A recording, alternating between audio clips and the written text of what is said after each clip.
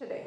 Well, we came here for in-house training, which we've done before with one dog and had a lot of success. So we wanted to try to see if we can help Penny. Penny came from a household where she lived with many other cats and a couple other dogs. She lived there for about 4 years. She was adopted as a puppy. And after a while, they started finding cats hurt and killed. And they couldn't figure out what was happening. And they eventually found Penny actually in the act of killing one of the cats, playing with it like a toy. They said it might be because there were too many cats. She had about 15 cats at the time. Could have been some kind of population control, that kind of thing. So we immediately we didn't remove Penny from the home. The pet owner removed Penny from the home, gave her to a friend that had 0 cats and 2 large dogs. So Penny lived with these 2 large dogs. There's a German Shepherd mix and another female pit mix. And we were told that she got into a fight with the pit mix.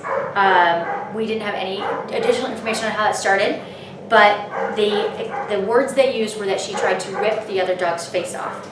Now the original owner thought that was strange because she's never had aggression towards the cats, never had aggression towards other dogs, so we didn't know if there was maybe an underlying health issue, if it's behavioral. We're still not 100% sure. I did meet the other dog from the fight, and that dog was aggressive towards me, so we're hopeful that Penny's behavioral issues can be corrected being out of an improper environment, and that if she does have any health issues, we're also working on taking care of that.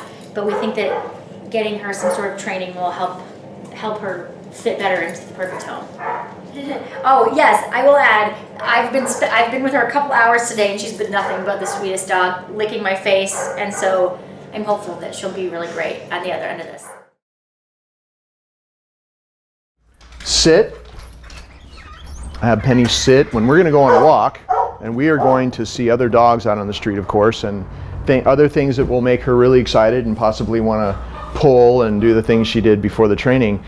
I'm going to start the walk this way. I had her sit, then I opened the door, I stepped out. It's really important that you do this part because this accentuates the fact that this is your boundary, not hers. We can't have her pulling somebody through a doorway on the walk and being all excited and hitting the street and being just about at her breaking point, seeing another dog or a cat or something like that and pulling and acting crazy, because she's very strong, she's very low to the ground, and it would be hard for somebody to force her not to pull, almost impossible. So always start the walk like this. Okay, you see how calm she is? We're just coming out. She's been inside for the last hour or so, and we're starting to walk this way. Of course, she's really good now because she's been with us for a while, and we practice this every day, and we let her out mostly through this front door. This is her yard, or the yard and back, and we practice throughout the day, at least 6 times a day. She's in and out, in and out, in and out, always the same way. So she just anticipates, oh, this is the way it's going to be. I'm always calm when we start, and if whoever takes her, because she is for adoption still, whoever the next household is, if they do it this way, they're going to have this result. So we came out the front door this way. We're going to go through the yard, and we're going to come out through this gate. We're going to start the rest of the video on the outside of the gate, and I'll show you how I bring her on the street and how calm she is when she goes on her walk now.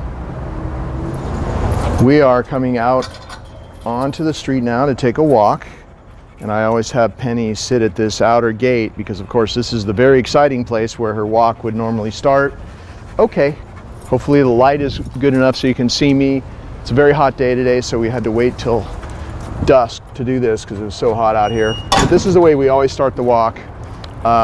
See, she waited at the gate the same way I had her wait at the front door.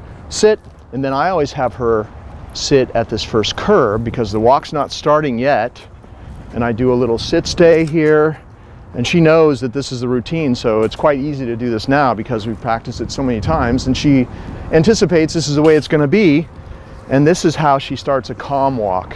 Okay, I'm going to go across the street, you're going to go that way, so you can show me, start the walk over here. Come on, sweetie. No pulling, as you can see.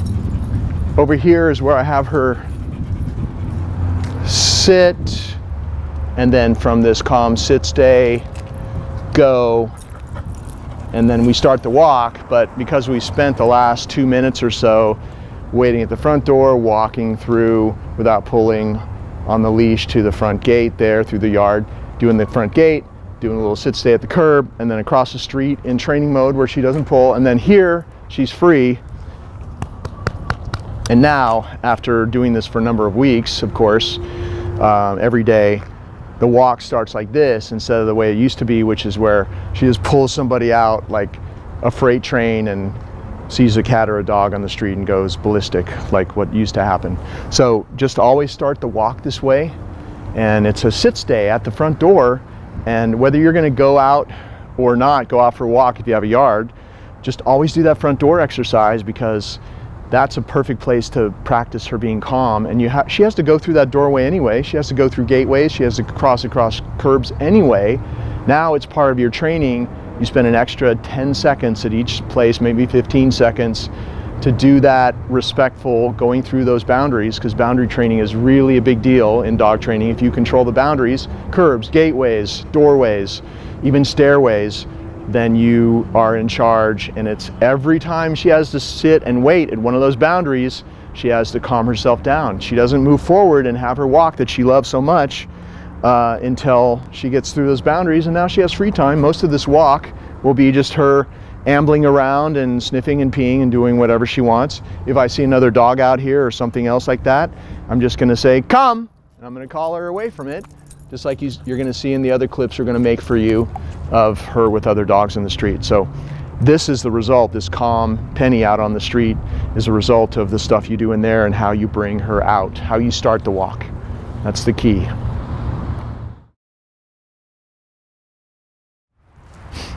We're going to get surprised by a dog coming out of it. Oh, look, there's a dog right there. Come. Good. See how she responds even when she's surprised by a dog that just pops out in front of us. She's not pulling. Ingrid, come on back. So we just had this dog pop out. Penny, come, is not reactive to dogs on a leash. I don't know how she was before. She may have had issues with other animals before, but at least we know now, and you know, that you can walk her, somebody can walk her on the street. We practice things with other dogs on the street every day now, and she's really non-reactive when she meets a dog on a leash, and that's, of course, a lot of people want to walk dogs, so come. If she looks and stares, I call her away from that dog. Her recall isn't her strongest skill, but she still does it, and you see how I do it. I never repeat it. If she doesn't come right away, I just back away and just give her a couple of prompts. Come, just like that. Good. And we practice this every day, so whoever adopts her continues on doing it this way. She'll just get better and better with the next family she's with or person she's with. They keep on just practicing the way we've been practicing. But I just wanted to show you what she's like when she gets surprised by another dog on a leash out in public. Okay. And we have a dog at a fence line that likes to bark a lot and run around, so this is a perfect test to show you how Penny acts now when she sees a dog at the fence line. So here we are. We got a dog at a fence line and barking and running around, and can you see the dog? You got us all in the shot here. And Penny is not really worried about it, but I still wouldn't just stand here in this kind of situation. For whoever takes over after when they adopt Penny, I would say, so I'm going to lead Penny to at least where she's looking at this dog.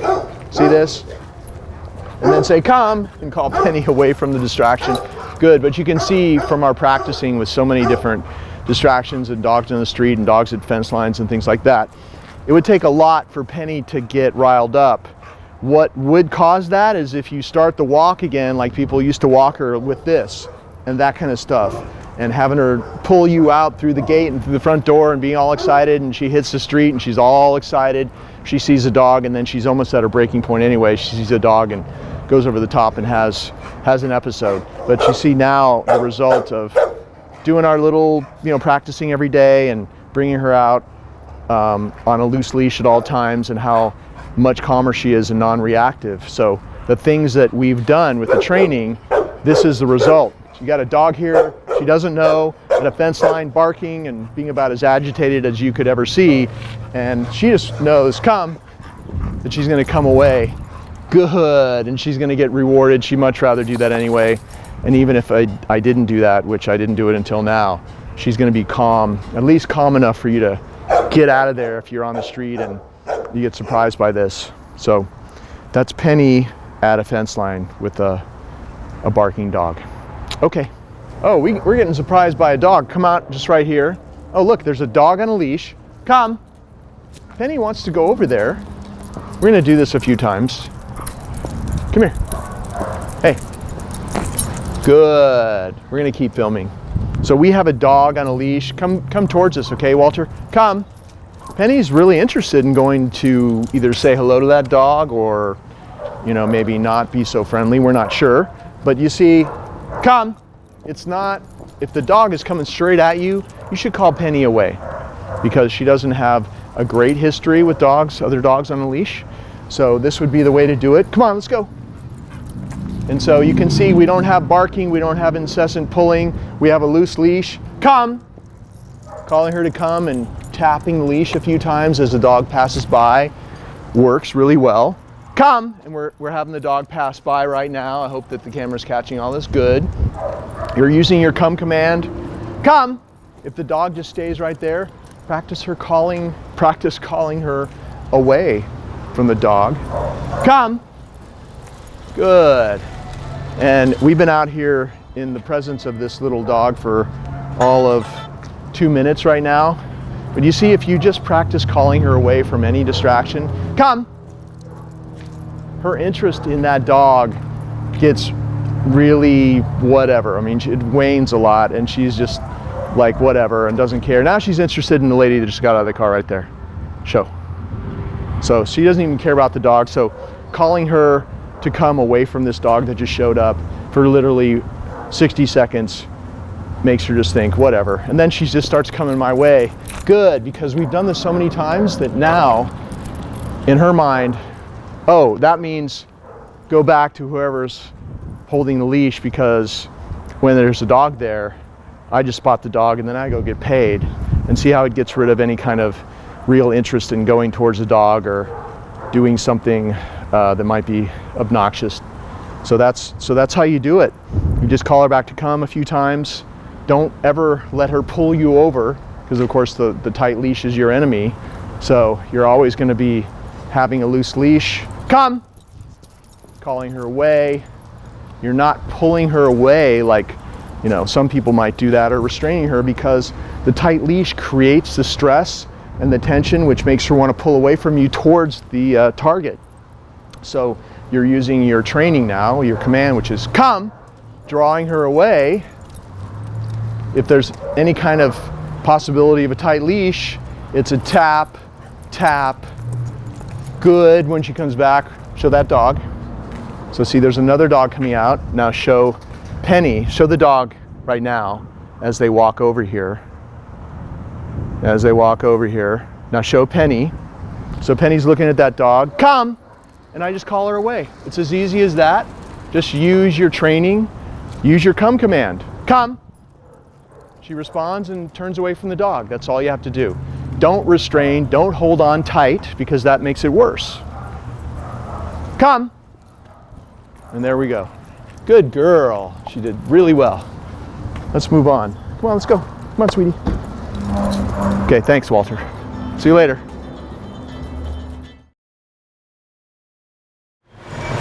Sit. Good. We only say the command once. If she doesn't sit right away, you just pull up with a little bit of pressure and her butt will go down. As soon as her butt goes down, you release the pressure like that. Stay is built into sit, as you can see. Just getting a pretty good stay. We've been practicing out in public here for a while, so it really helps her be able to handle a higher level of distraction by practicing the training out in public like this. That was a little bit too much. Okay, nope. So if she makes a mistake and pops up, you just do a little reset. I just stepped into her and did a little circle. There's a little child running past. That's always a good distraction. Reset her. Didn't say sit again. All right. You already said sit once. If you want this to be really work well, you just say no and reset her, because if you keep saying the same, you can walk past. It's okay. It doesn't matter. You can walk past. And that's really hard. See how she looks over to me? Good. As that cart goes past. And that's something that, of course, she couldn't do when we first started practicing here. So she's doing a lot better. She's a lot calmer than she was before. One last little sit stay here. There's a lot of activity, and she's been very good staying there until I release her. Look at this. Very distracted, but she's doing her best. Good. But you know, even practicing and ending on a success like we are with the sit stay, it really helps her in general to stay calm through her everyday life and when she is in an exciting situation. And if I'm going to release her now, just to be free, because she deserves a little break, I'm going to pat her chest and say, go. And then she knows that that means that she's free. We're just going to hang out, give her a little free moment here until we practice something else. Okay. Down. Now she's, as you can see, she's very slow and she kind of lumbers around. She's not fast at anything, but with the down, once she's down there, her stay is really solid. You probably noticed that when I said the command, I also helped her with my left foot just by doing this. I barely touched the leash, and now it's more about just her seeing your foot go up, and you rarely will have to even apply any pressure on the leash. But at first, you might want to be doing that the way that I'm doing it here on the video, just so that, hey there, good girl. Lots of distractions. I just rewarded her for staying down there with all these people passing by. Just at first, you want to do it that way because she may not, you know, obviously she won't be comfortable with the new people, whoever adopts her, doing down stays and sit stays and all that stuff. So with the down, it's just down. And you say that at the same moment that you do the action with your foot. You don't say it and then hesitate, wait for her to not do it, and then force her down, because you'll get stuck in that pattern forever and she'll never move to the next step, which is just down as soon as you say it. But all she knows in this case is down. She goes there at the moment she hears the command, and very soon you won't have to do the left foot thing anymore, and she'll just go down when you say it. Stay is built into down, so she'll wait there even when there's a lot going on. As you can see here, she'll wait here until you release her. I'm going to give her one more reward. Good.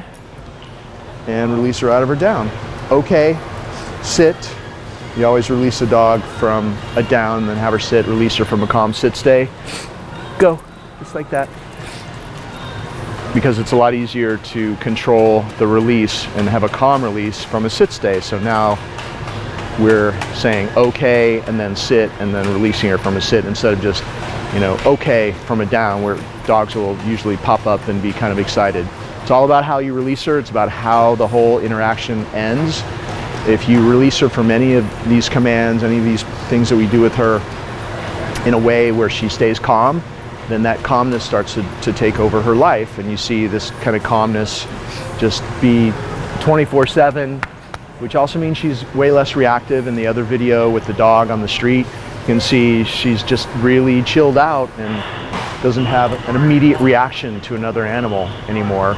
At the very least, whoever has her, if there's a cat or something, a dog, at least there'll be time to, you know, to say, come, and call her away from whatever that distraction is. Good, just like that.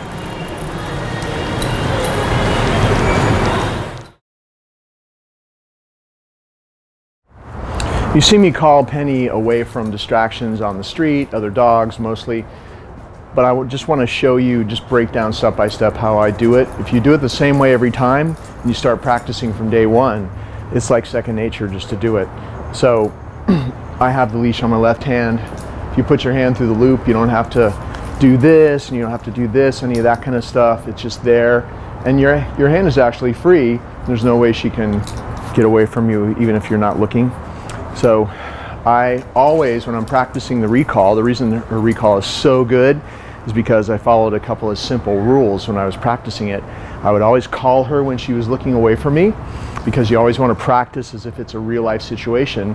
And you're really never, most of the time, never going to need her to come to you if she's staring lovingly at you, of course. She's going to be staring at something else, moving away from you, probably going towards something, whether it's something inappropriate on the ground to go sniff or eat or smell and eat, whatever, or it's a distraction like a dog or a cat or a person or a skateboarder or something like that. She's going to be moving away from you and paying attention to something else. So at the very least, when you're practicing, always practice calling her away from something, or at least looking away from you. Like right now, I'll wait till she looks back at the camera guy. Come. Good. See what I did there? Even in a situation where there's nothing going on, at least wait till she looks away from you so she hears the command, she breaks away, comes back to you. Also, another rule is when you're practicing, you always back away. Come! Because when you back away, good, it draws the dog to you. You always practice moving away when you're calling a dog to come, because it makes the dog rush to you. And if you practice that way for a few hundred times, like I probably called her to me 500 times in a row, then it's just like second nature. And then in a real life situation, because she's run to you so many times, you can be standing with your back to the wall. Like I can even toss a reward there, go, little treat over there, come, call her back to me and not back away. Good. And she kind of rushes back to me. Another very important rule is to use a target. Call her to your target hand, because in an emergency, you're not going to have a treat. And she always wants to come to this target, and she has no idea why she would want to, but just that there's something great that happens when she comes to this. So, okay, come on, sit. Good. Notice how I went straight down. She was staring up at me, and I have eye contact right now. I put the reward by my face, just so she's looking in my eyes, straight down. Good. She's actually looking in my eyes as she gets the reward.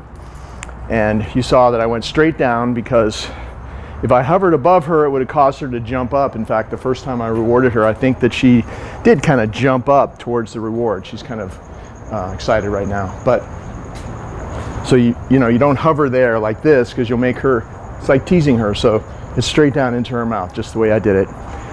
She does get easily excited, and so we need to handle her in a way that doesn't trigger that excitement, and that's why I would reward her that way. As you can see, stay is built into sit. We don't have to say stay. She knows when you say sit that it means to stay there until you release her. We're in a fenced yard, so just keep watching her, but I'm going to walk out of the shot farther away. I can drop the leash, I can come back or something like that. Good, she gets a reward for that. Good. Reward her the same way. And she knows that she's waiting to be released. If she were to make a mistake and pop up before you released her, stay calm, just say no, and apply a little bit of pressure. Her butt will hit the ground, you release it, and then go back and finish whatever you were doing. Give her a chance to do it successfully, come back, give her a reward, and then release her. So you're not popping, jerking, pulling up, any of that kind of stuff. Okay, so if you give her the command, because you're just learning to do this with her and she's just learning to take commands from you, because this isn't just automatic, of course, for the dog to learn to do this comfortably with you. You have to practice with her a little bit so she gets it that, oh, she's going to do that with you now too. She's not a machine, obviously, that doesn't just, she doesn't know somebody, she's unlikely to do the training with that person right away. So you have to work with her a little bit. So you might have a couple of mistakes where you say SIT and she doesn't do it. Just pull up a little bit and barely touch her rear end and she'll go down. So there's no rough stuff. She gets stressed out really easily, so there's no popping, jerking, no tight leashes, because that'll stress the dog out quicker than anything else. No forcing her to not go someplace. You have their come command, you have great sit, stay, down, stay. There's no reason to do any of that. The release is, you've already seen me say, okay, to have her walk with me. And then the other release out of a sit would be to just let her be free and go in front of you, and that's patting your chest and saying, go, and she's free. So those are the two ways of releasing her out of a sit. Make sure that you always end on a success. Never let her make a mistake and let it go, because then the training is going to go backwards and she'll start making more and more mistakes. So always make sure that she really waits till you release her that way, or okay to walk with you.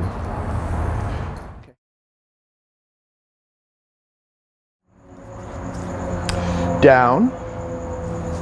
You saw me do that with my foot just because it's a very hot day today. She doesn't feel like doing any of this, but I want to finish this video today, so she needed a little bit of help doing the DOWN, and that's what you're probably going to have to do when you're first learning how to handle her, because she hasn't done this with you much. You may say the command and she's going to look up at you or ignore you, and then you have to put her there. So instead of doing that and getting stuck in that cycle for the rest of her life, you say it, she ignores you, you force her down. Do it all at once like that. Down, because very quickly all she knows is that she heard the command once and she ended up there simultaneously to hearing it. Very quickly you're not going to have to do this anymore. She's just going to drop for you like she does usually for us. Stay is built into down, so if you want to practice a down stay somewhere, and you saw me do these out in public as well, it's really easy for her to do that. She's waiting to be released. The way that you release her out of a down, oh, first of all, if she pops up before you release her, just say no, gently but firmly put her back like that. Apply a little tension to the leash. She's going to go back down, finish your whatever you're doing, practicing, and then give her a reward, which would be like this. Good. Stand back next to her, pat your leg and say, okay, sit. We always release her out of a down into a sit because we want to make sure that she is released calmly. Go. Go. And we're very calm today because it's like 100 degrees, so she's a little bit slower today, but definitely okay, and then sit and then go, because if you start releasing her straight out of a down, she's going to jump up and run around and be excited, and that's why we don't do that anymore with downs. We always release from a calm sit stay because it's much easier to release her calmly that way. So that's how you do the down. Okay.